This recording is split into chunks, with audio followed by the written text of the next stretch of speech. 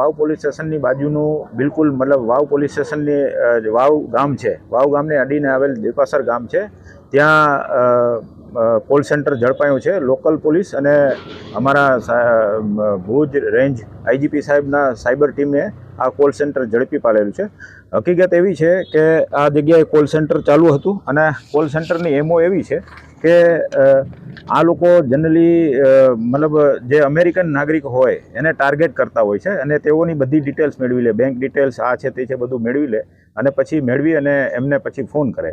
Phone કરીને પછી એ લોકોને કહે કે ભાઈ તમારી લોન મંજૂર થઈ ગઈ છે, તમને ગિફ્ટ મળે છે, આવું બહાનું બતાવી અને એ લોકોને લલચાવે છે. લલચાવે એટલે એ લોકો મતલબ આની જાળમાં ફસાઈ જાય એટલે ત્યાંથી એ લોકો રૂપિયા પેમેન્ટ કરે અને એ રૂપિયા મતલબ કોઈ કાર્ડ દ્વારા આમને મળી જાય છે. એ રીતની આખી સિસ્ટમ છે. એટલે આ કોલ સેન્ટરમાં પકડાયું છે. એમાં ટોટલ અમે બધાય થઈને 16 આરોપીઓ છે. એમાં 15 આરોપીઓને અમે 16 આરોપીને પકડી લીધેલા છે. 16 આરોપીઓને પકડેલ છે અને એક આરોપી અમારો પકડવાનો બાકી છે. જે મેઇન આરોપી છે સ્વપ્નિલ સેમ પટેલ, અમદાવાદનો રહેવાસી છે. આને પકડવાનો બાકી છે. આ બધા આરોપીઓ જે છે એ જે આપણે 7 સિસ્ટર કહેવાય કે જે આપણા પૂર્વના રાજ્યો છે, મિઝોરમ, મણિપુર, હિમાચલ પ્રદેશ, આ બાજુના રહેવાસી છે. અને આ બધા લોકો અહીંયા ભાડેથી મકાન રાખી અને આ આખું કોલ સેન્ટર ચલાવતા હતા એવી હકીકત મળેલ. અને હકીકત અમને મળેલી છે એ હકીકત અમને લકીલી અમને જે હકીકત છે એ જાગૃત નાગરિક જે મકાન માલિક પોતે છે એમણે જ અમને જાણ કરેલી કે ભાઈ આવી રીતે કોલ સેન્ટર ચાલે છે. અને પછી અમારી ટીમે રેડ કરેલી છે. ખાસ ઇન્ફોર્મેશન છે એ આઈજીપી સાહેબનો સ્કોડ છે, સાયબર સેલ, એમને મળેલી અને લોકલ પોલીસને સાથે રાખીને અમે રેડ કરેલી છે. આની અંદર ટોટલ મુદ્દામાલ જોઈએ તો બધોય થઈને મુદ્દામાલ અમારો લેપટોપ 25, મોબાઈલ નંગ 30, હેડફોન 19, પ્રિન્ટર 1, યુપીએસ જે બેટરી હોય છે ચાર્જર માટે એ 5, laptop charger 10, data cable 8, earphone છે, કેલ્ક્યુલેટર છે, કનેક્શન પોઈન્ટ, રાઉટર, આ તમામ લગભગ છે એ 6,50,900 જેટલો એમની થાય છે કિંમત.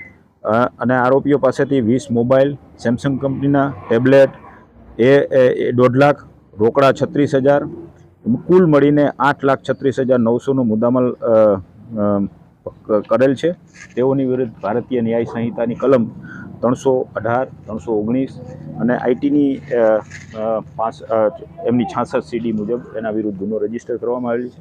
અમારા સાયબર સેલ ભુજના પોલીસ ઇન્સ્પેક્ટર શ્રી આ તપાસ ચલાવી રહ્યા છે અને અમે રિમાન્ડની માંગણી કરી અને ખરેખર આમાં કેટલા સમયથી ચાલતું હતું, કેવી રીતે ચાલતું હતું અને કેવી રીતે આ લોકોની એમો શું છે, કેવી રીતે નાગરિકોને છેતરે છે એ દિશામાં અત્યારે અમારી તપાસ ચાલી રહી છે. મકાન માલિકનું નામ શું છે?